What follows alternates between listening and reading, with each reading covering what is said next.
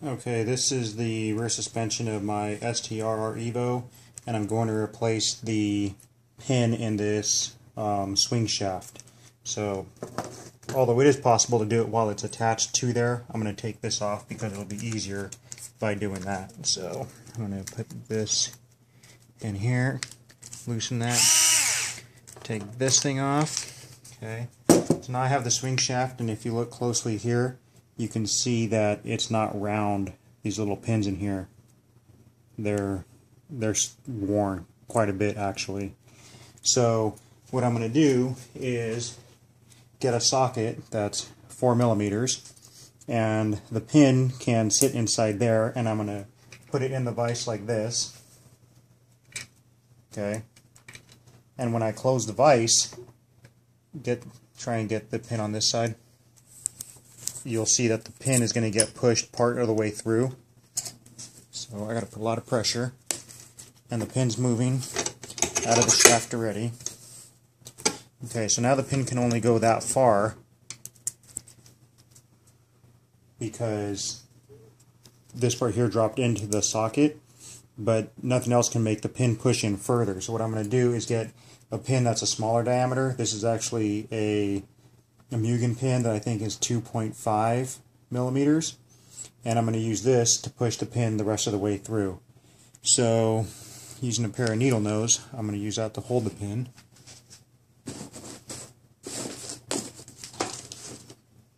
Here we are.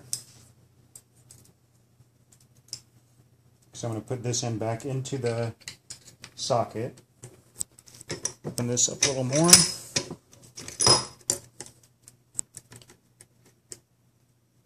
And put the pin against there, and I'm going to close the vise, and now it's pushing, and I just reset it a few times to keep centering it. Now this other pin is pushing the original pin inside, and now you hear it pop. The pin is free, and the pin that I just took out is going to be in here. There it is, and this thing has no pin left in it. This one's flaking off some of the chrome there. So now what I'm going to do is get these Kyosho swing or dog bones here, swing shafts I guess, and these are just the cheap ones. There's 2 in a set, and you got to take the pins out of these. So I'm going to open this up, take one of these dog bones out, and I'm going to do the same thing to get this pin out.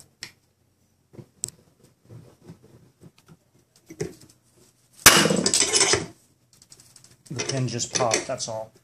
It's coming out. That's what that sound was. So it's halfway out now, and I'm going to do the same thing.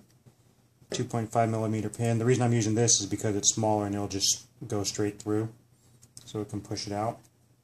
So I'm going to put this back in here. I'm going to set this thing up in there. Got to open a little more.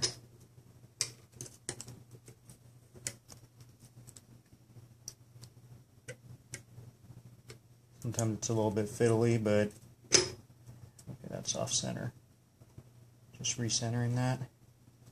Now I'm going to close the vise. It's going to push it the rest of the way through.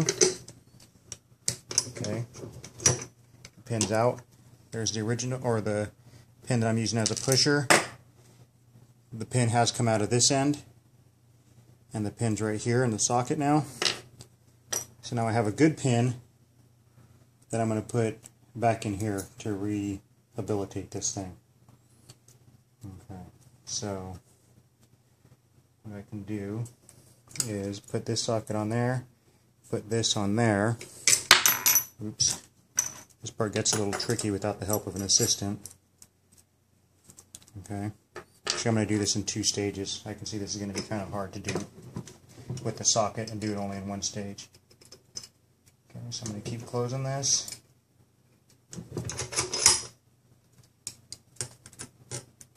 Okay, oops, that was the wrong pin. Here's the pin I'm going to use, the one I just took out. Okay.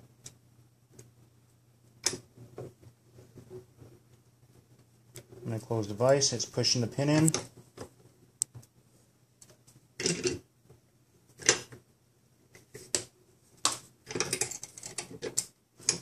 Okay, now I have to put the socket on there so I can push it the rest of the way through, because the pin has bottomed out on this side.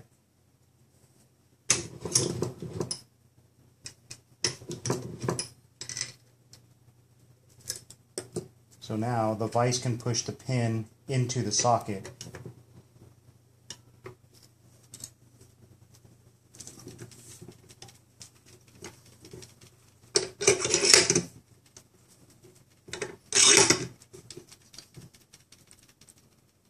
Okay, right there. Okay, now I got the pin reinstalled. And what I usually do is I'll measure with calipers both ends to make sure they're exactly centered, and then that would be it. But for purposes of this video, that's going to be good enough, because that'll just take a little bit longer to move it over just a hair more.